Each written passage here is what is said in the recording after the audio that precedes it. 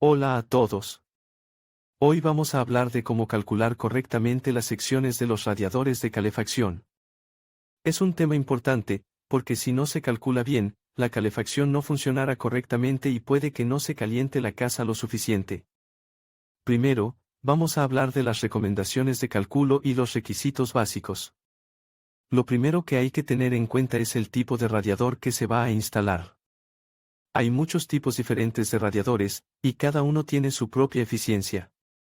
También hay que tener en cuenta el tipo de aislamiento de la casa, la orientación de la casa y la zona geográfica donde se encuentra. Ahora, vamos a ver cómo calcular el número de secciones de radiadores de calefacción. Hay dos métodos principales, por metro cuadrado y por volumen. El método por metro cuadrado es el más común.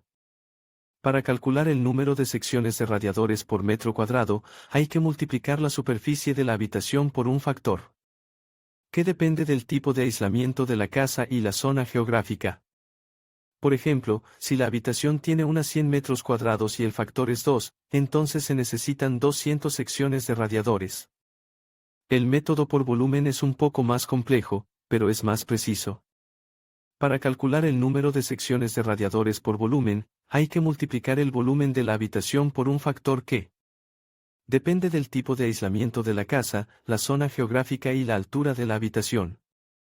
Por ejemplo, si la habitación tiene 200 metros cúbicos y el factor es 1.5, entonces se necesitan 300 secciones de radiadores.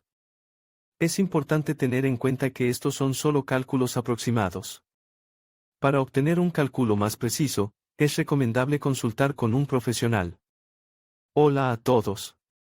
Hoy vamos a hablar sobre cómo calcular correctamente las secciones de los radiadores de calefacción. Es un tema importante, porque si no se calcula bien, la habitación puede estar demasiado fría o demasiado caliente. Primero, vamos a hablar de las habitaciones no estándar.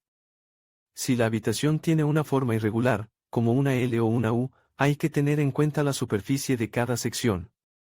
No se puede simplemente multiplicar la longitud por el ancho. También hay que tener en cuenta la potencia efectiva de los radiadores.